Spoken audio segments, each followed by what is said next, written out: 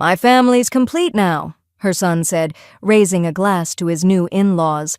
Jeanette Carson, his mother, didn't speak. She didn't need to. By Monday, her son was no longer her heir, just a man with a borrowed name. The house? Gone. The trust? Rewritten. The bloodline? Severed. She gave him life. He gave her absence. So she left him the name and nothing else. Wait, before we go any further, I gotta ask, where are you watching from? Drop it in the comments and don't forget to subscribe. The sun was just beginning to dip behind the trees when Jeanette Carson stepped onto the manicured lawn behind her son's new house. She wore her usual linen blouse, the one she always reached for when an occasion called for effort but not indulgence. The air smelled like grilled chicken and fresh mulch, and the music, some forgettable playlist of indie folk covers, was playing just a little too loud to talk over. It was meant to seem casual, she realized, but every detail had been curated to death. Clusters of guests mingled around bistro tables, dressed in white linen and eucalyptus centerpieces. A woman she didn't recognize handed her a plastic flute of sparkling cider and offered a neutral smile before turning her attention back to the group she came with. Jeanette nodded politely and moved toward the back of the yard, where a single empty chair had been set near the perimeter hedges. No one offered her another. She didn't expect a warm welcome, but she hadn't expected to feel this invisible either. At the center of the yard, Kelly raised her glass and tapped it twice with a dessert spoon. The chatter settled quickly. She stood beside Andrew, her manicured hand lightly resting on his forearm, her voice confident and rehearsed. "To our new family," Kelly announced, her smile wide and practiced. "To fresh starts, second chances, and the people who choose each other. We are finally complete." A smattering of applause followed, some guests offering actual cheers, while others nodded and smiled as if they understood exactly what this toast was meant to erase. Jeanette didn't clap. She sat with her hands folded over her purse and watched Kelly's parents being ushered toward the grill, where Andrew, her Andrew, greeted them with a warm hug and a private joke. Someone handed Kelly's father a spatula as if to crown him the patriarch. Jeanette received no such gestures. She got a distant nod from a neighbor she vaguely remembered, and a quick, almost embarrassed wave from one of Kelly's stepchildren. Even Gabe, her grandson, barely acknowledged her. He stood awkwardly near the cooler, scrolling on his phone, making a point not to look in her direction. His hair was longer than she remembered. He looked thinner. Or maybe it was just that he looked farther away than he'd ever been, despite standing only a few yards off. She took a sip of her cider. It tasted like sweetness pretending to be celebration. Later, as most of the guests moved inside for cake and coffee, Andrew approached her by the fence line, where string lights cast long shadows across the grass. His shirt sleeves were rolled up, and his expression was the kind she'd seen him wear during tense parent-teacher conferences in middle school, calculated calm with a veneer of charm. "Mom," he said, glancing over his shoulder before speaking more quietly, "I just want you to understand something." She said nothing, letting him choose his words carefully. "They're my family now. Kelly, the kids. This is what I've been working toward. You should understand that. I think, deep down, you do." Jeanette looked at him for a long moment. There was no anger in her face, just a kind of distant clarity. She thought about the photo albums in her closet, the handwritten notes from his science fair projects, the shoebox full of finger paintings labeled "Property of Andrew, age 6. She thought about how legacy wasn't a word he used anymore, how he had replaced it with things like progress and fresh start and modern. Finally, she nodded once. "You're right," she said quietly. "I understand." He smiled, relieved, and turned to rejoin the others. She didn't follow. Instead, she walked back to her car without saying goodbye to anyone. No one stopped her. No one noticed. From the driver's seat, she could still hear laughter carrying over the hedges. She reached into her purse and pulled out a small envelope she had brought with her, meant for Andrew, meant for a moment that never arrived. It contained a handwritten list of names, dates, and land deeds. Carson legacy materials from 1861 to present, her final effort to make him care. She tore it in half, then again, and again. When she pulled onto the main road, headlights glowing against the rising mist, she didn't feel angry. She felt emptied. But even that, she realized, could be useful. Emptiness made space for decisions, and this time she would make one that lasted longer than any toast. The next morning, Jeanette woke earlier than usual, though there had been no alarm. The silence in her house wasn't heavy, it was disciplined. She moved through it like someone trained by decades of small routines, slippers on before the cold floor touched skin, blinds opened halfway to let in the light but not the heat, kettle set to boil before a word was spoken aloud. By 7:30, she had carried the large navy binder down from the top shelf in her study. It was heavier than she remembered, not just with paper, but with the weight of history pressed into its spine. She set it carefully on the dining room table, the same table where Andrew had once spilled grape juice during Thanksgiving, and cried harder over the tablecloth than the scolding that followed. She undid the brass clasp and opened the cover. The first page held the Carson name in looping calligraphy, her husband's hand neat and careful. Beneath it, a family crest they had designed together, borrowing symbols from archived documents and Civil War records, a gold star for military service, a book for education, a wheat stalk for the land. She turned the pages slowly, her fingertips tracing each entry. There were photographs from the early 1900s, grainy and sepia-toned, each labeled in block print. Property records for the original acreage in Buncombe County, land that had been parceled and repurposed and lost, until her husband had bought back 2 acres and rebuilt the house from original plans. There were faded birth certificates, church rosters, folded letters from wars past, and an envelope containing the bronze medals he had received for service in Vietnam. Jeanette paused at those, remembering the quiet pride in his eyes the day he had finally agreed to frame them. Page by page, she documented the lineage. Carsons who had taught, farmed, fought, served, stayed. It wasn't a history of triumph, but it was one of endurance, a name that had been held with care. And now her son had tossed it into a toast like confetti. A name you inherit means nothing, she thought, until you've earned it. She reached the final blank page and uncapped her fountain pen. In her practiced cursive, she wrote a single sentence across the top: "Legacy is more than blood." She let the ink dry as she folded the binder closed, pressing it shut with the weight of her palms. An hour later, she stepped into the worn office of Walt Simmons, whose name still occupied the same brass placard it had for the last 40 years. The walls were lined with military certificates and old diplomas. A flag from his Navy days hung proudly beside the window. Walt rose from behind the desk, tall and broad and tired-looking. "Jeanette," he said warmly, "this early in the morning I'm guessing this isn't a social call." She shook his hand. "It's time to make changes." They sat together, the coffee between them going cold as she walked him through her intent, slowly, precisely, as if she were reciting lesson plans she'd memorized. "I want to restructure my estate," she said, placing a document on his desk. "I want the trust to reflect a legacy, not an obligation." Walt adjusted his glasses and glanced over the pages. "Everything's still under Andrew, last we talked." "Not for long," she replied. Her voice was calm, but not casual. "I've been disappointed before. This wasn't that. This was erasure. He didn't just forget me, Walt. He replaced me." Walt leaned back in his chair, folding his hands over his stomach. "This kind of change, you sure it won't stir trouble?"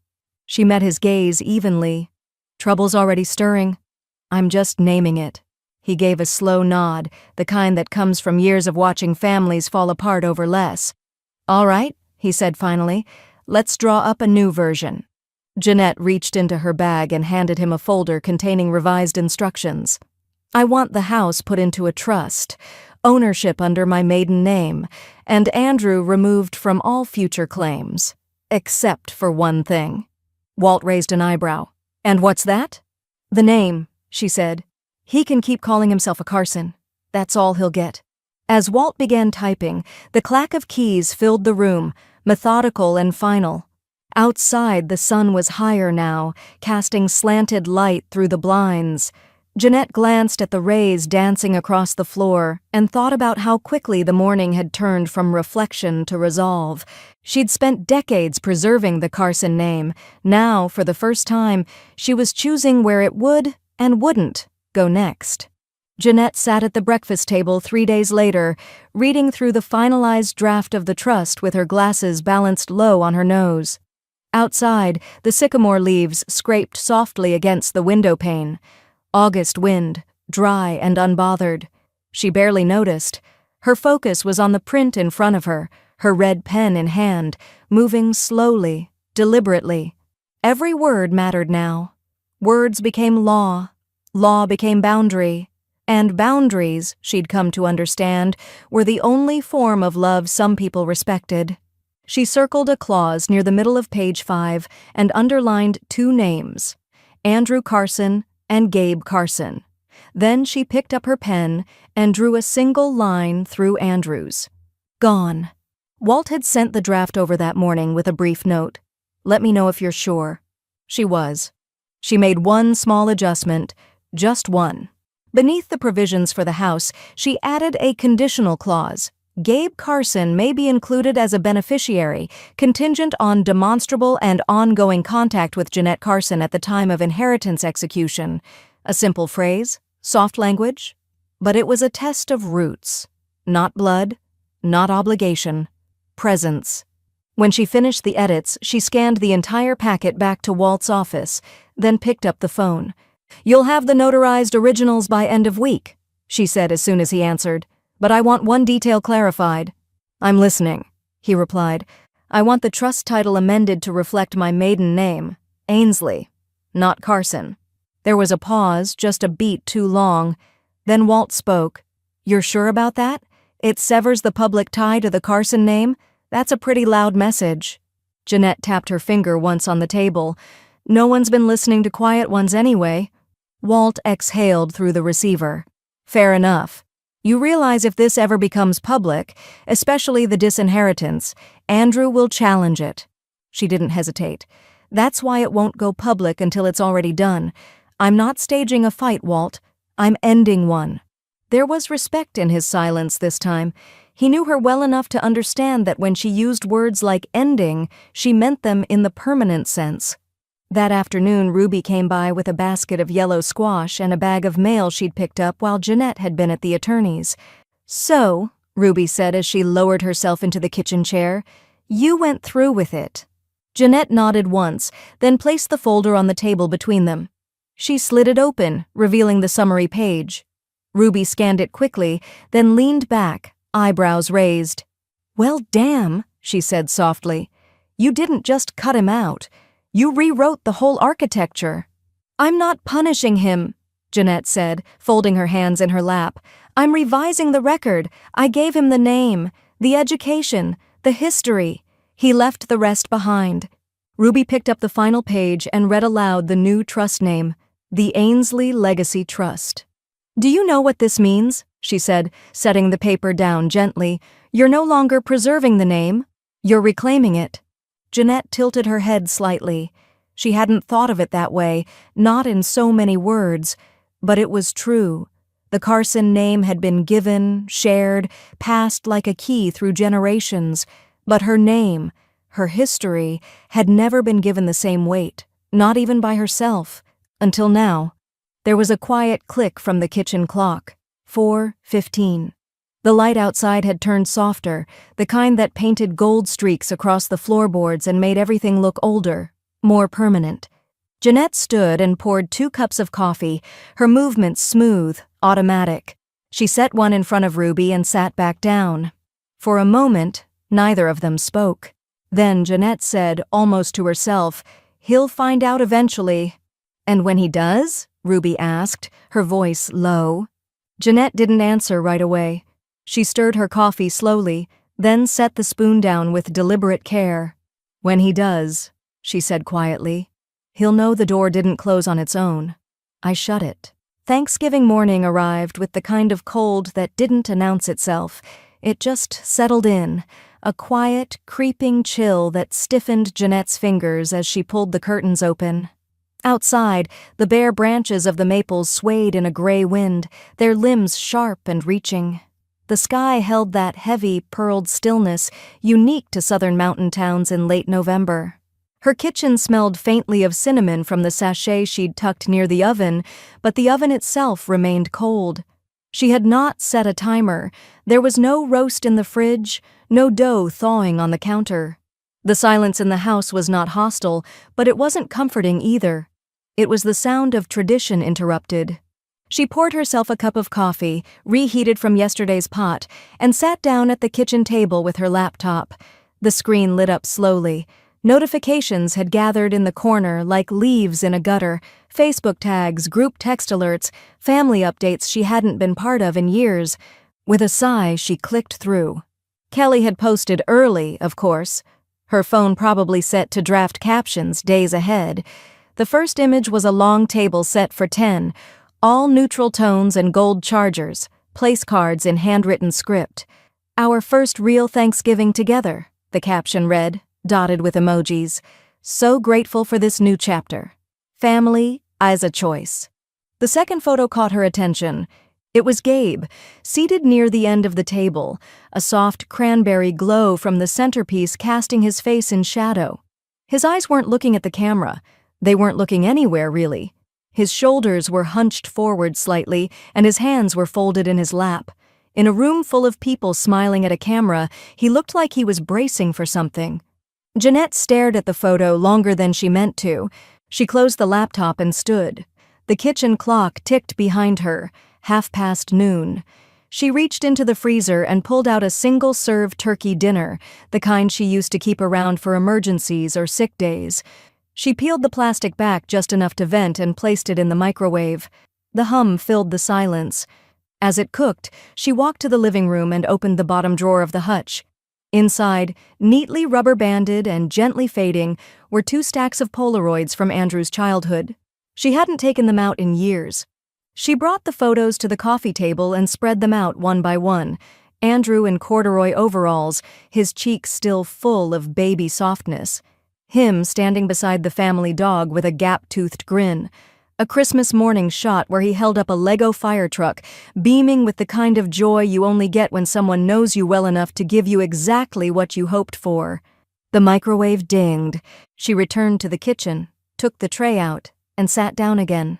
The turkey was dry.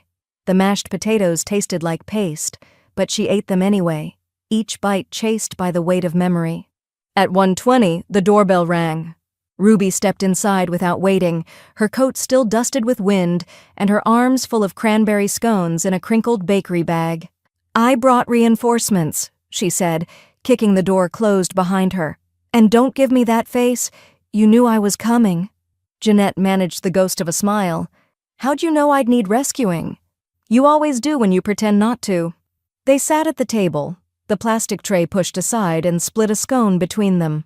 Ruby talked first, light chatter about a neighbor's runaway cat and a local church that had burned the pies during their food drive, but eventually, her tone settled.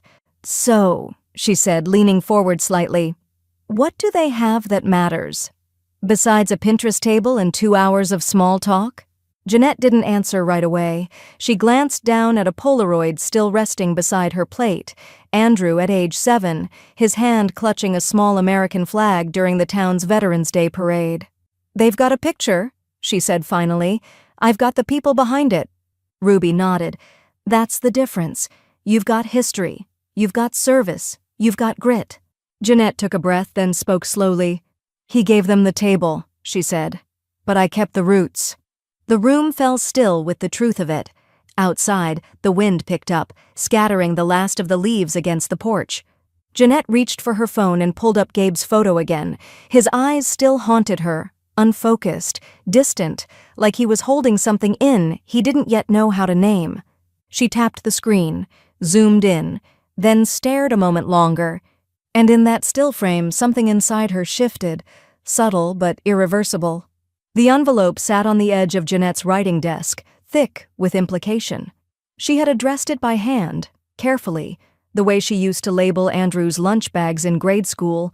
Block letters, clean lines, no flourish. The return address was hers, but she didn't sign her name. Some messages didn't need authorship, just clarity. Inside, she'd enclosed one page, A photocopy of the updated inheritance clause, the paragraph highlighted in soft orange. Andrew Carson, removed as beneficiary in all categories except surname usage. Below it, a handwritten note on a yellow sticky square. The name is free, the money isn't. She didn't seal the envelope immediately. Instead, she let it sit there beside her cup of cold tea, as if its presence alone would make the silence feel more decisive. Outside, the afternoon sun was thin and winter white, slanting through the blinds in quiet slivers. It was Ruby who nudged her forward. "If you're going to send it," she'd said the night before, "don't just throw the first stone. Make sure you're the one holding the ground." So Jeanette sealed it. 2 days later, the call came. Mid-morning. Blocked number. The kind you answer out of instinct, more than intent. His voice was already raised. "What the hell is this?" Andrew said without introduction. "A joke?" Jeanette didn't flinch. She was still seated in the armchair near the front window, one leg tucked under her as she balanced a pen against the edge of her crossword book. The call had interrupted her, but not unsettled her. "No joke," she said plainly. "Legal notice." "You're punishing me for moving on," he snapped. "That's what this is, isn't it?" She exhaled slowly through her nose. Not a sigh, not frustration, just quiet restraint. "You didn't move on, Andrew," she said. "You replaced me, then pretended you didn't." There was a beat of silence, but it wasn't self-reflection. It was recoil. "You always made everything about you. This is why I had to set boundaries. This is toxic." She didn't respond to that. She wouldn't. The last time she'd tried to explain grief to someone who was still mid-victory lap, she'd left feeling small. This time, she stayed still. "You made your choice," she said after a pause. "I'm simply formalizing mine."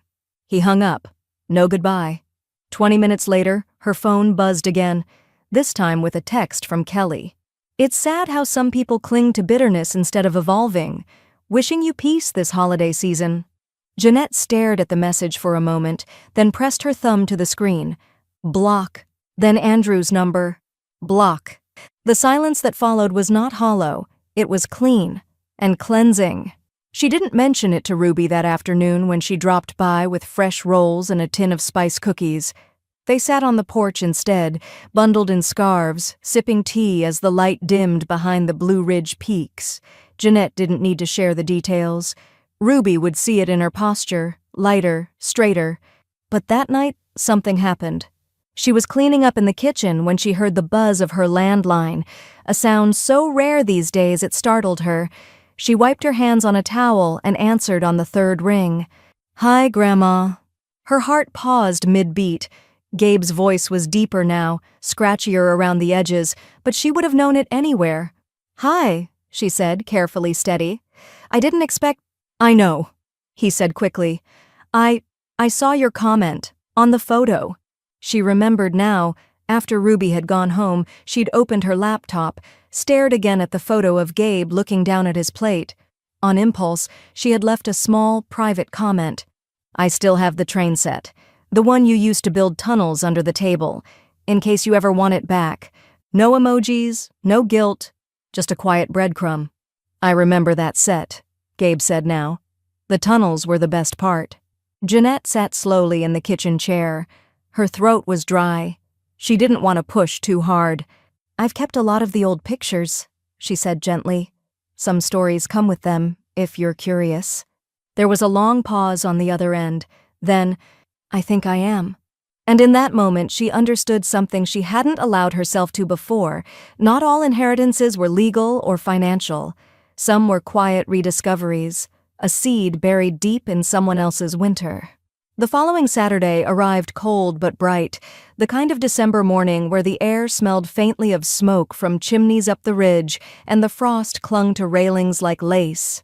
Jeanette had spent the early part of the day tidying, though she wasn't sure why. It wasn't a holiday. It wasn't an event. And yet, the cushion on the porch swing had been fluffed, the leaves on the walkway swept.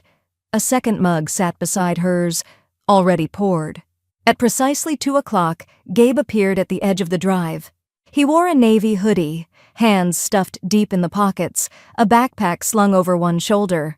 He didn't wave, he didn't smile, but he walked slowly, deliberately, like someone arriving not at a destination, but at a decision. Jeanette opened the screen door without a word. They sat on the porch swing side by side, cider in hand, wrapped in silence at first. The wood creaked beneath their weight, a slow, rhythmic groan that seemed to echo the passage of something older than both of them. She didn't rush to fill the quiet, and neither did he. Instead, they let it breathe. It was Gabe who spoke first. "They keep saying this is the real family," he muttered, eyes trained on the pine needles skittering across the lawn. "Like Mom and the kids and Andrew. They say it like I'm supposed to pick it, believe in it." Jeanette turned her head slightly but said nothing yet. He continued, "I don't even know what that means. Real family, like is there a fake one? A canceled one? Is that what this is supposed to be?" His voice cracked just enough at the end that Jeanette heard the real weight behind it. Not anger, not rebellion, confusion. She took a sip of her cider before answering, letting the warmth move through her chest. "Family remembers where you come from," she said finally, "and reminds you who you are, not who they need you to become." Gabe sat with that. His jaw tightened a little, like he was bracing for a lecture that never came. She leaned forward, setting her mug down on the little iron side table. Then she stood and disappeared briefly into the house. When she returned, she held the navy binder to her chest. She handed it to him with both hands. "What is it?" he asked. "Records," she said. "Stories, land deeds, births, letters, uniform citations, all of it. This family, your family."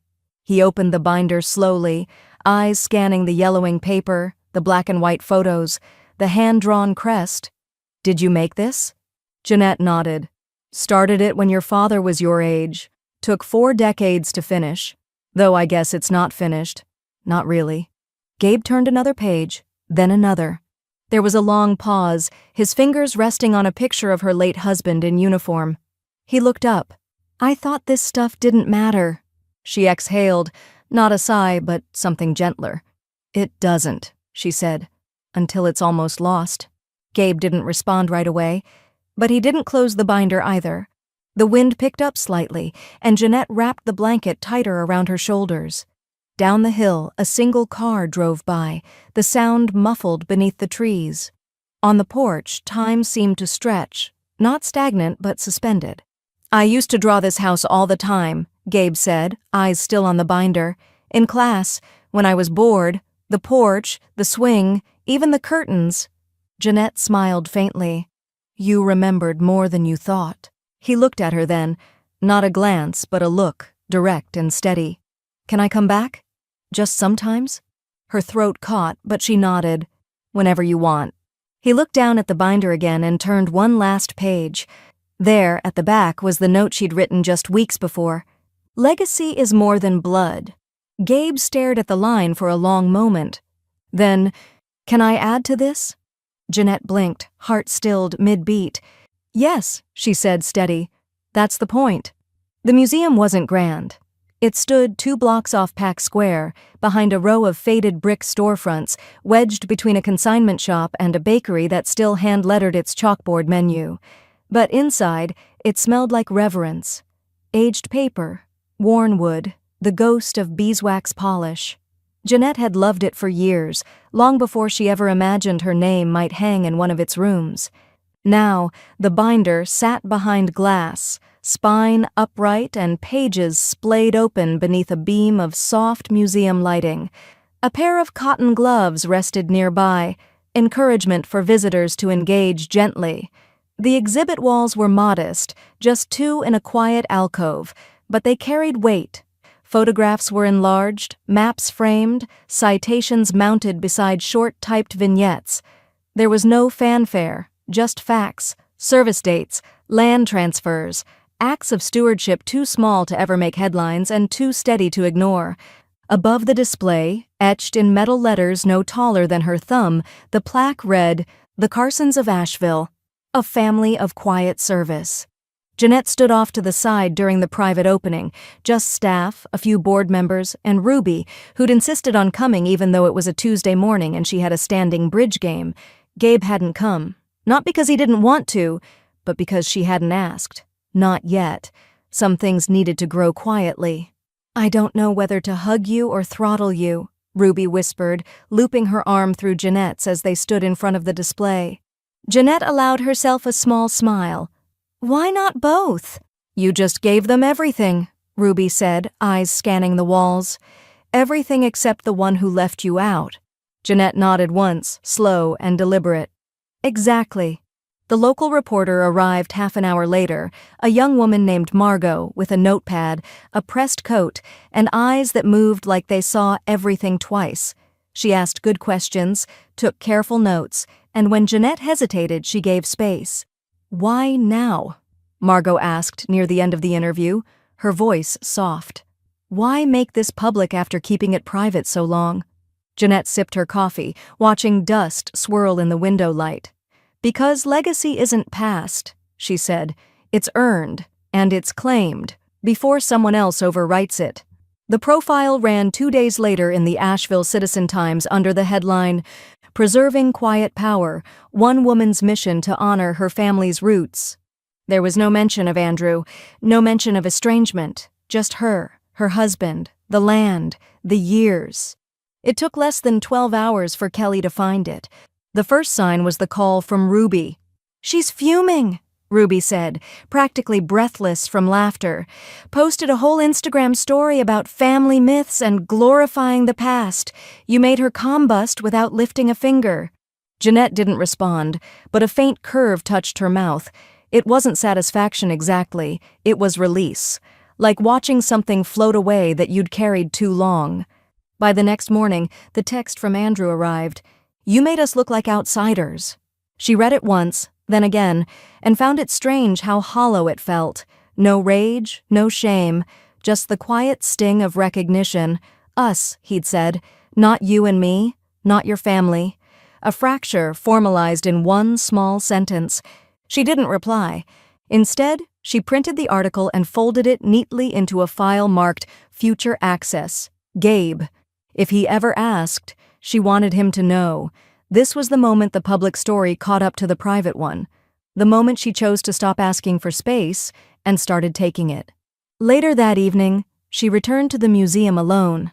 The exhibit room was empty, save for the hum of the HVAC and the muted echo of her own footsteps.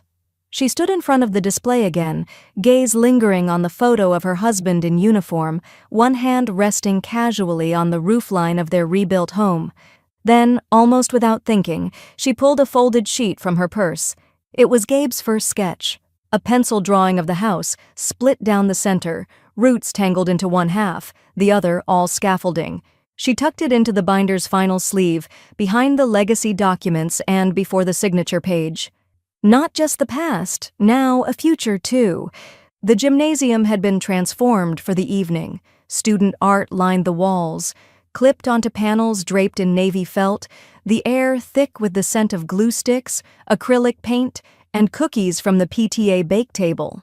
Jeanette stood near the entrance, coat folded over her arm, clutching a printed event program in one hand and a guest badge in the other.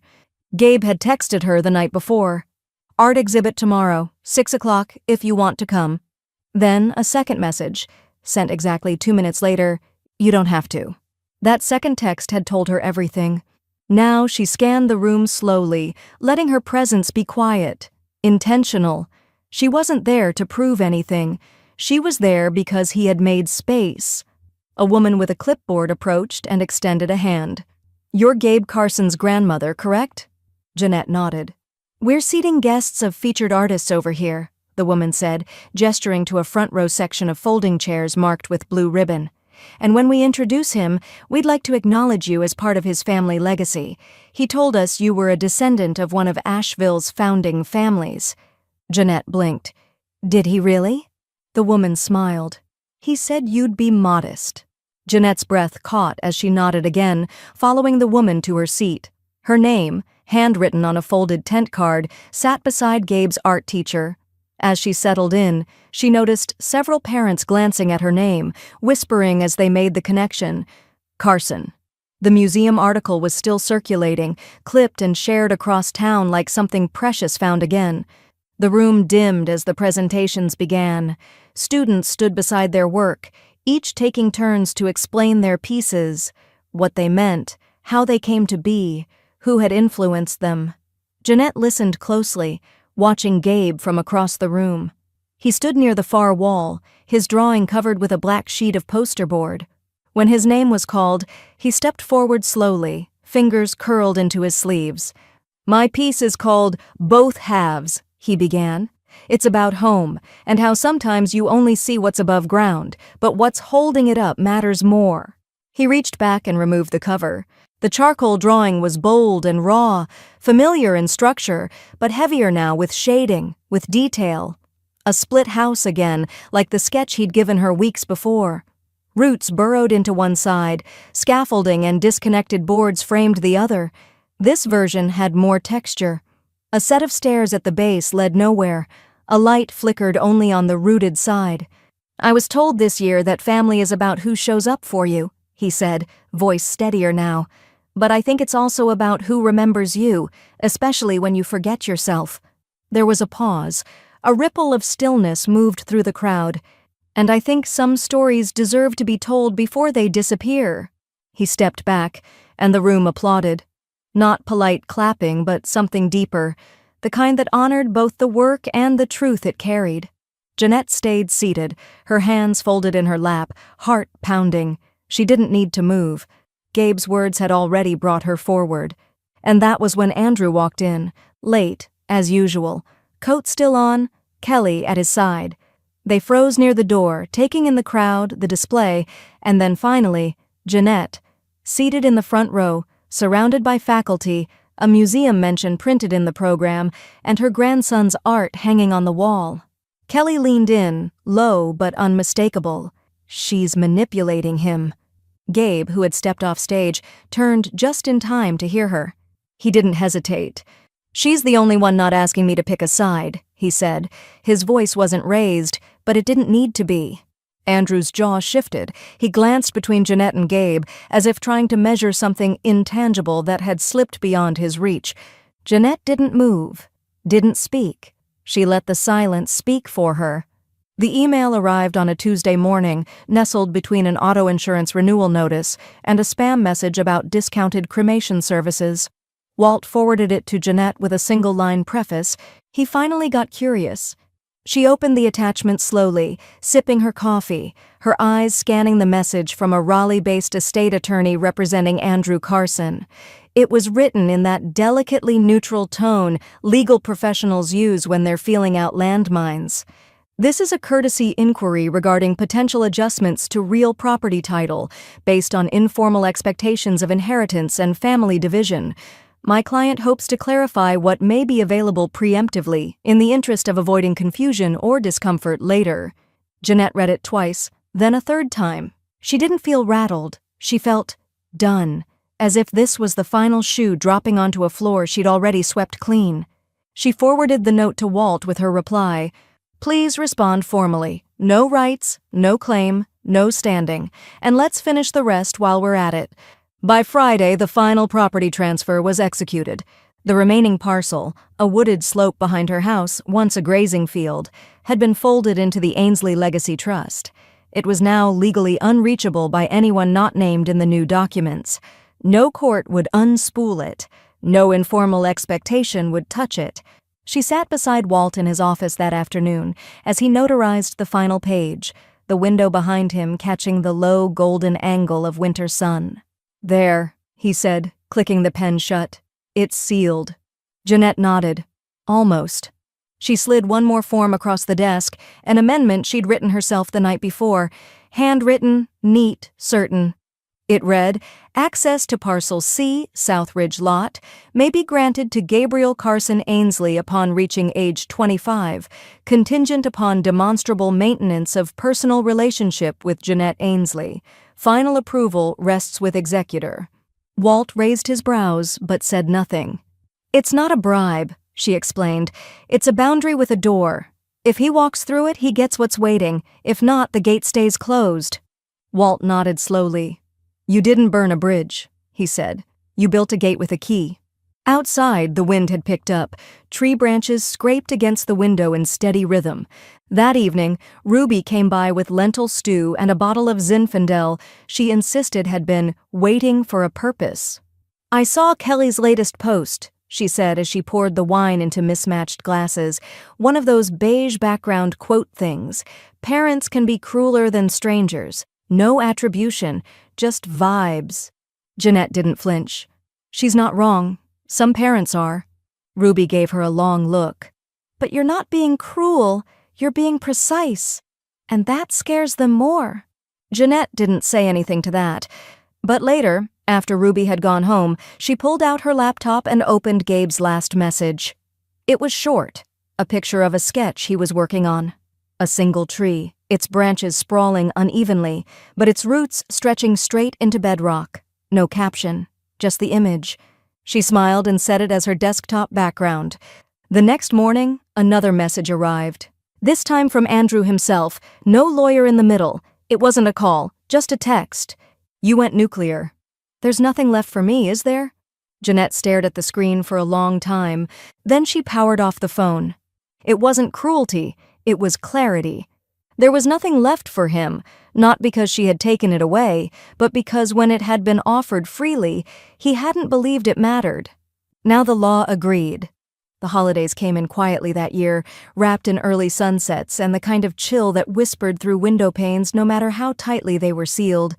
Jeanette didn't put up a tree, not because she was boycotting Christmas, but because she didn't want to mimic years that no longer fit. Instead, she leaned into simplicity. A pine wreath on the front door, a bowl of oranges on the sideboard, and a few white pillar candles on the mantel. The radio stayed on the classical station. No commercials, no forced cheer, just cello suites and wind quintets, soft enough to fill the air without pressing on it. She moved slower during December. Not sluggish, intentional, as if each day had become an act of curation. The ornaments remained in the attic. The old stocking labeled Andrew stayed boxed. Some things, she'd realized, could be respected without being repeated. The card arrived on a Wednesday afternoon, tucked among grocery flyers and a postcard for a dentist running a holiday whitening special. Jeanette nearly missed it. The envelope was blank. No return address, no decorative stamp. But the handwriting stopped her. Not childish, not quite mature either. Careful, deliberate. Inside was a folded card, hand-drawn. On the front, a pencil rendering of the family home, her home, with a dusting of snow on the porch railing and smoke curling gently from the chimney. In the front door's window panes, tiny initials had been added, J.A., drawn in the faintest of strokes. She stared at it for several long moments before she turned it over. No message, just the image. It said everything. She stood, crossed the room, and placed it in the center of the mantel between two white candles. Then she stepped back and took it in, the way one might admire something sacred, not because it was grand, but because it was offered. That evening, Ruby arrived with a thermos of mulled wine and a tin of spice cookies she'd labeled experimental. Jeanette opened the door with a raised eyebrow. "They're not bad," Ruby said as she stepped inside. "They just taste like I lost track of the cinnamon mid-pour." The living room glowed gently from candlelight and the soft loop of a holiday playlist that had survived multiple CD formats and two husbands between them. Ruby kicked off her boots, poured wine into mismatched mugs, and nestled into the couch with a sigh. "You know," she said, glancing at the drawing, "for someone who claims to be neutral about Christmas, you sure made space for something lovely." Jeanette gave a small smile. "It came to me." "Gabe?" Jeanette nodded. "No note?" "Just that." Ruby took a sip. "That's a note." The music shifted to a soft instrumental version of O Come, Emmanuel, and neither woman spoke for a while. The kind of quiet that only exists between people who know where the grief has already been swept. Later that night, after Ruby had gone and the candles had burned down a quarter-inch, Jeanette's phone buzzed with a new message. "Can I come by after Christmas for the stories again?" Jeanette read it twice. Then her fingers moved slowly, her reply brief but certain. "Always." She stared at the screen for a moment after sending it, then powered the phone off, not out of habit, but as a ritual. Some things were finished for the day, some just beginning. She stood and turned off the music. The living room, wrapped in stillness, no longer felt empty. Across the mantel, Gabe's drawing watched over the room. Simple lines, steady hands, no signature. But she didn't need one. She knew exactly who had sent it. The invitation came folded inside a thick ivory envelope, hand-delivered by courier 2 days after New Year's. No text, no email, just a short printed card with raised ink. Dinner at our place, just us. Let's reset. Andrew and Kelly. Jeanette set it on the sideboard beside her keys and let it sit there for 2 full days. She didn't touch it, didn't reread it, didn't even tell Ruby about it. The words, just us, were what had stopped her. They weren't a gesture, they were a trap. So when she finally replied, by phone, brief and formal, she added a small condition. "I'll come," she said, "but I'm bringing a guest." Andrew hesitated on the other end. "Kelly's making pot roast." "Walt prefers beef to be negotiated over," she replied. "You'll remember that." The table was set too neatly, polished silver, wine glasses at each place, a table runner that matched the candles too exactly.